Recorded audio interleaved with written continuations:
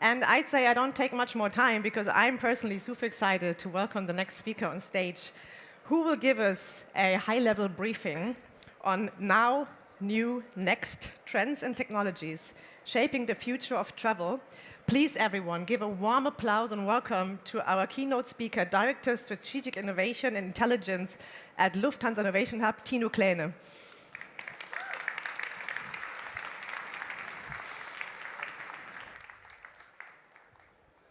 Hi, good morning, everyone. Great to be here, waiting for the presentation to show up, and there it is. So, welcome to Berlin, the city of innovation, but also the home of the Lufthansa Innovation Hub. My name is Tino, and when I'm not here at Messe Berlin, I'm working in Berlin at the Lufthansa Innovation Hub with some of the smartest minds working on some of the best and smartest solutions in travel and mobility tech. But this is not about why we're here today. So we're all about accelerating the next in travel. And as Leah said, there is a lot of things to talk about the new, about the next in travel. And at Lufthansa Innovation Hub, we try to accelerate that because our industry needs innovation a lot. It needs it fast. And so we are not only decoding the next, what is about today, but we are also realizing and enabling the next. And yes, as I'm part with Lufthansa Group, which is an airline, we are part of the wider travel ecosystem, right? Travel, accommodation, tourism, all that also comes here together at ITB under one roof. And just remember that our industry is asset-centric, right? As an airline, we own a lot of metal. Hotels own a lot of concrete. As a theme park, you have a lot of roller coasters. So everything is very, very asset-heavy. And if you ask me, okay, Tino, how are going to be the airplanes in 10, 20 years? Well, of course, we all know how the airlines in 10, 20 years will be like because we just ordered them 5 years ago and we are still waiting for them. So just from a hardware perspective, we are pretty clear on how the airlines, how the cruise ships, and how our hotels are going to look like, at least for the 10 to 15 years. However, there's also other parts of technology, like consumer technologies, that all of us, as users, consumers, are having in our daily lives, and that we're also bringing into the way we travel, but also in our expectations towards airlines, hotels, and other travel stakeholders that shape our expectations. And let's start with some of the technologies and trends in the now, right? So the ones that are already in our daily lives and that have actually captured the industry fast.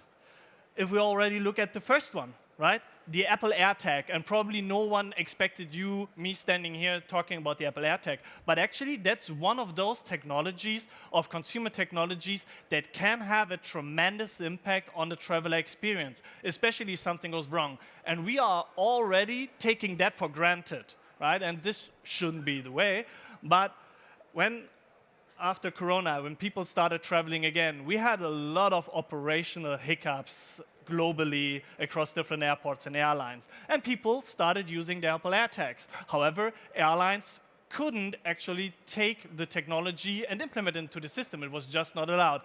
Until recently, until last November, when Apple opened the technology and already the first batch of airlines integrated into their systems, but also this year, already we had Virgin Atlantic, the Lufthansa Group, but also American Airlines last week implementing this technology. So this is something that is already living with us.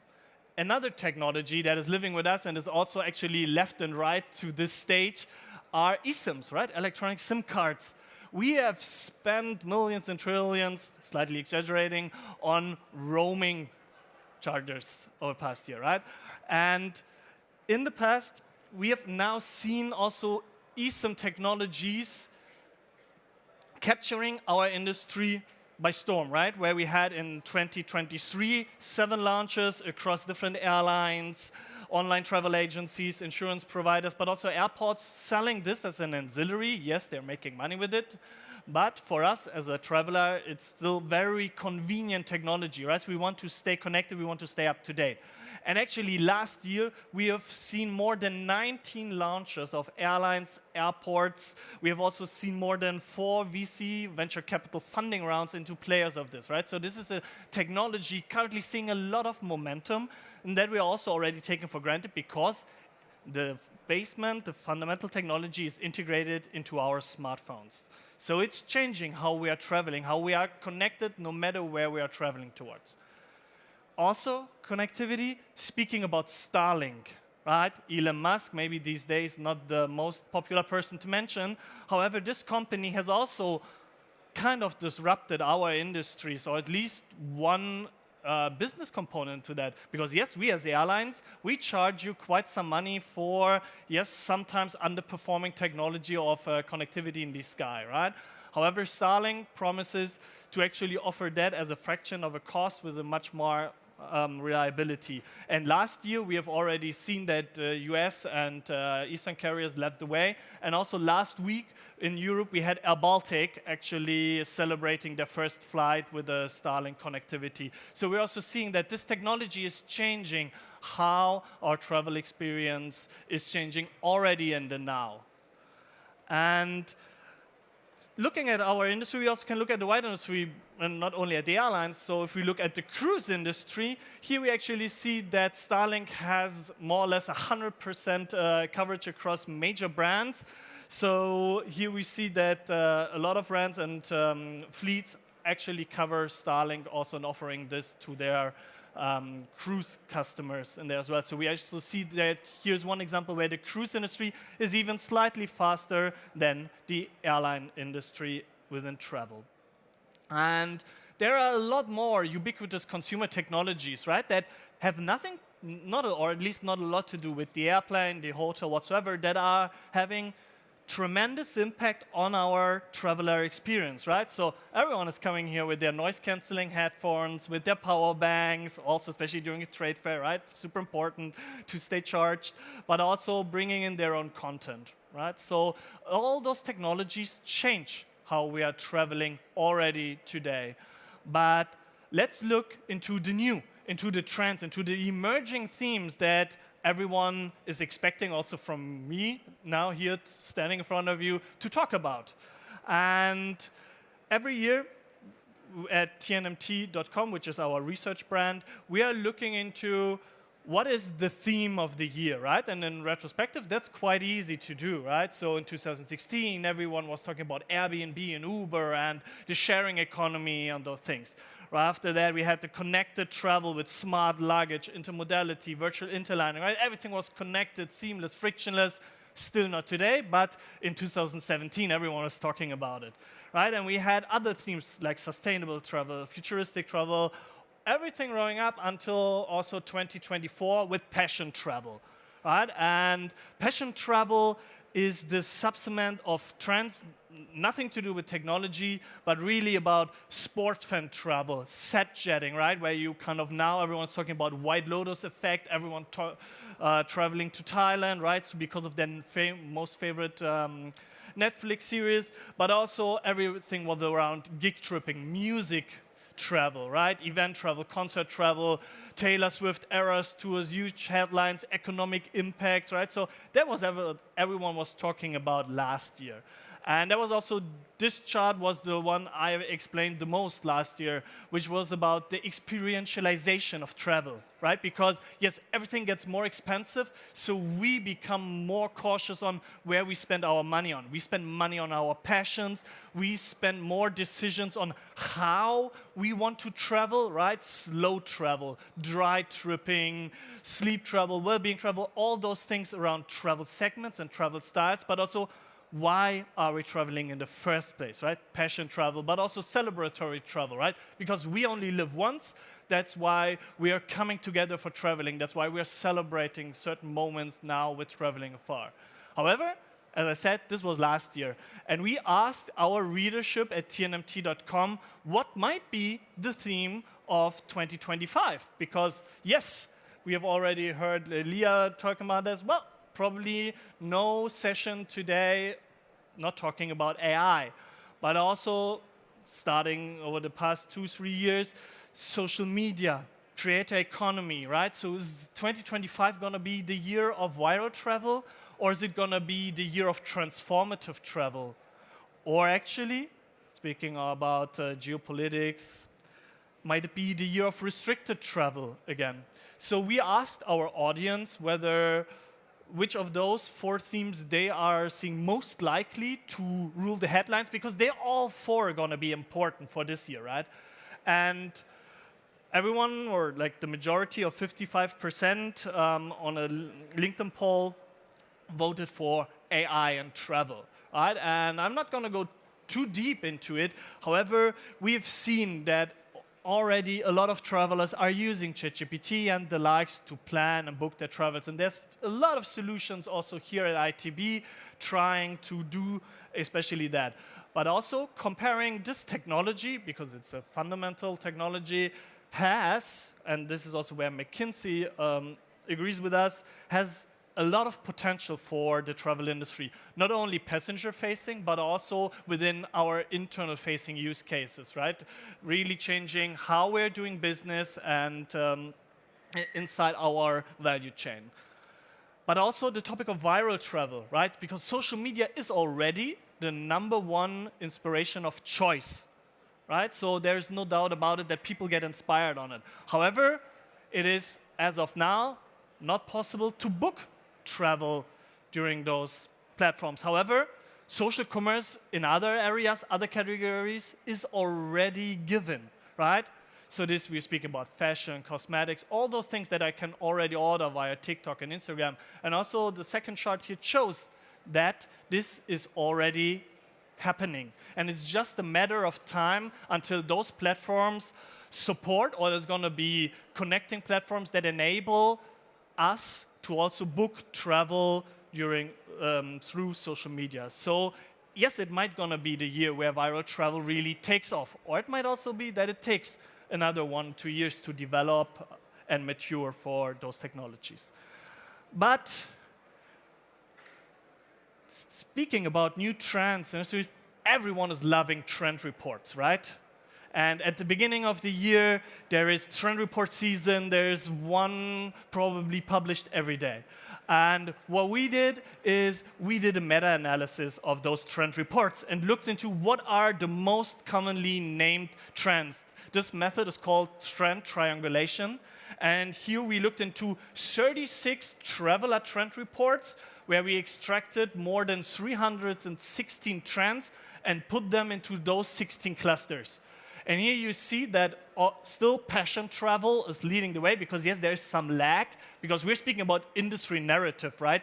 Here at ITB, we are our echo chamber, right? Because if I'm also now repeating this here on stage, this manifests in your head, right? So yes, we are repeating, we are fueling this. However, it's still quite interesting to look into this, because we are, and here also making sure, traveler trends, right? And you see only in the dark gray we have AI and travel was actually only mentioned 15 times in those 36, which actually also shows that as a technology per se, it does not really add a value, right? So the question is really, okay, how can it come into our booking behavior? How does it really shape the experience and the value creation overall? So here we still see that passion travel, but also mindful travel and transformative travel are actually the ones that are most cited in our industry narrative, speaking about trend reports, which should not be the only source. You should look for trends, right?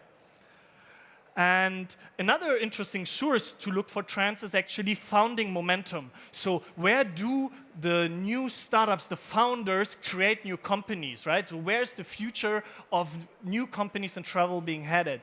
And we did an analysis actually last year already, where we also saw that, oh, there's less startups being founded in travel, which is not so good. However, which is also normal, because I've just spoken about this asset-centeredness, that here on the right you see that 50% of new startups are actually in the online travel space, right? And yes, they are following the bus, right? Founders are picking topics dear to their heart and also dear to the bus. So we see that the themes of AI, sustainability, and also both together are actually gaining share, right? And also, if you look on the right side, within the online travel spectrum, you see the Inspire Search book subsegment, also with AI startups being growing. What does that mean? Yes, there's a lot of AI, ChatGPT, trip planners being founded last year. Probably a lot of them also here at ITB today. And speaking of AI and all this activity, and not just being launched, but everyone is crazy about AI. And I've just looked into what are the AI headlines in January and February, right? So we had a strong start, like on the left column, that's January. The other two, that's February. And because I had to hand in my slides 1.5 weeks ago, there's probably 10 announcements missing, right? So we had more carriers announcing things. So the year started with OpenAI and their operator, right? That could really, agentic, could really change, because that's not just Gen AI giving you planning tips, right? But really booking through those things. We have airlines like Delta or Qatar launching or renewing their offerings, their products. But also already in February, we've seen a lot of different launches. And probably also here at ITB, we will hear a lot about new launches soon, right? So there is so much activity going on, right? And this is probably also why people voted 2025 to potentially become the year of AI in travel, because there is so much things happening in this space, just of sheer activity of different actors in this segment. And if we are now looking further into what's next, right? What's the next big thing? Like, what are also the technologies that are not already in our daily lives? We can look into investment trends, right? Because investments show very early signs of interest. And my colleague Siddhant, who's also here, did that for airlines. Looking into, okay, what's the specific interest for airlines? Where are they investing into the long term? And here, the themes of sustainability also shouldn't be missing at a conference like this, right? But also AI, both popping up on the investment roadmaps of airlines, really thinking long term, what can those things, those technologies change in our value chain going forward. And not also, to be fair, not a lot of airlines are investing in the first place. However, those that do that in the themes of sustainability, technologies that are promoting cleaner skies, and AI. And also, no presentation without a famous quote for anyone. So here I've chosen Bill Gates, that is said that we're always overestimating the change that will occur in the next 2 years, but underestimate the change that will occur over the next 10, right? So we have too high hopes of those hype technologies like agentic AI, right? Everyone is so crazy about those. However, we have, as humans, no capacity to think about how could AI change humanity over the next decade, right? So we have no clue, and we are always underestimating those things. And this is true with all technologies, and this has always been true. So we're doing, or let's start first with a little quiz. So what's the difference between those two images? It's actually 10 years. The image on the left was done in 2014, also in Berlin at Lufthansa Innovation Hub, and the other one was done last year. So here you also see, if you look closely, okay, yes, it's different devices, but the technology of virtual reality, but also augmented reality, mixed reality, they have been around for quite some time. And we are doing something that is called measuring tech momentum, looking at technologies over time to see who's doing what in an industry, to then decide, oh, should we as Lufthansa become active ourselves or not, right? So, and here you see some examples, but let's look at AR and VR specifically. So over the last 10 years, we have tracked 106 projects from airlines, airports, and other travel stakeholders in this space. So 10 years, 106 projects.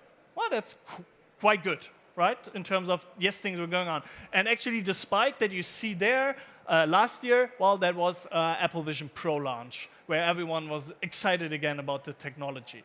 And if you then look into 106 use cases, what are they actually doing?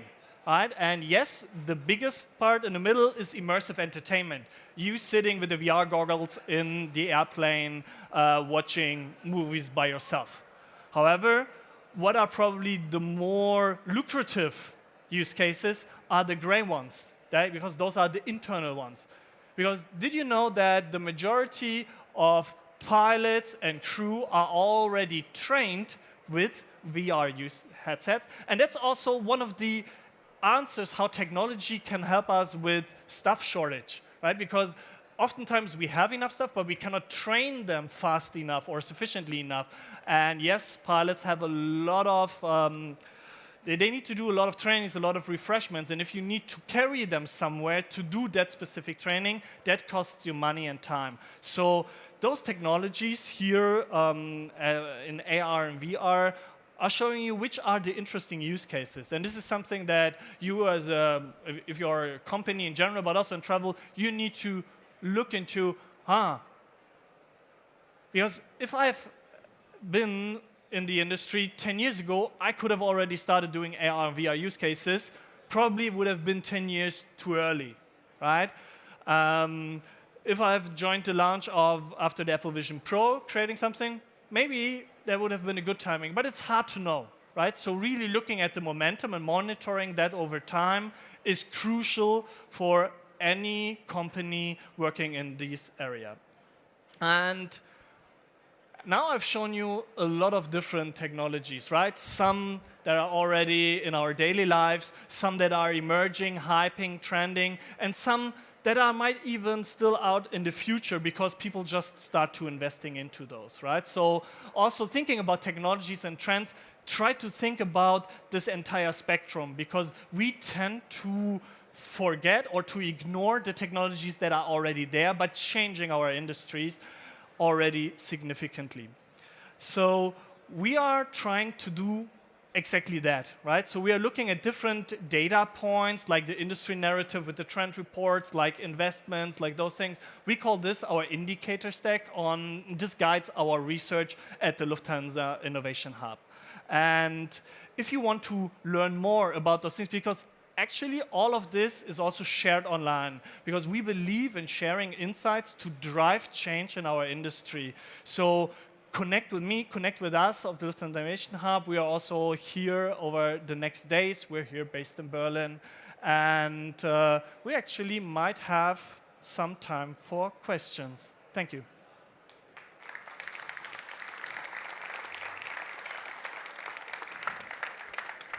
Yes, thank you so much, Tino Klein from Lufthansa Innovation Hub. We have a bit time. Let me check. We have about 3 minutes. Are you open to questions? Yes, of course. Yes. If he would have said no, we wouldn't have accepted it anyway. So, do we have a microphone here? Yes? Shall we take one from the stage? Yes? Who has a question? Raise your hand. Get up. Tell us who you are. Yes, where you're from. Ask your question. And then we will have Tino answering it. Hopefully. No questions?